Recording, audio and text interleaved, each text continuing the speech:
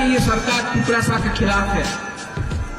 ये नौकरी जो नहीं मिल रहा है, ये बंगाली को भी नहीं मिल रहा है। एससी कम्युनिटी में 10 एमएलए है, एक को कैबिनेट में पद नहीं मिला। रियांग, रामफल, कोई रिप्रेजेंटेशन नहीं। क्यों? क्या हो रहा है इस राज्य में, आपको समझना चाहिए। मोदी जी बोलता है ना खाऊंगा ना खाने दूंगा। ऐसे लोगों को वोट मत दीजिए। ये आपका वोट लेकर अगरतला में जाकर चुप हो जाते हैं।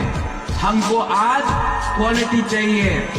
ऐसा लीडर आपके बीच से निकालो जो झूठ नहीं बोले, जो समाज के लिए काम करे, जो दोफाट के लिए काम करे, जो बदौलत के लिए काम करे। ऐसा लीडर निकालो आप।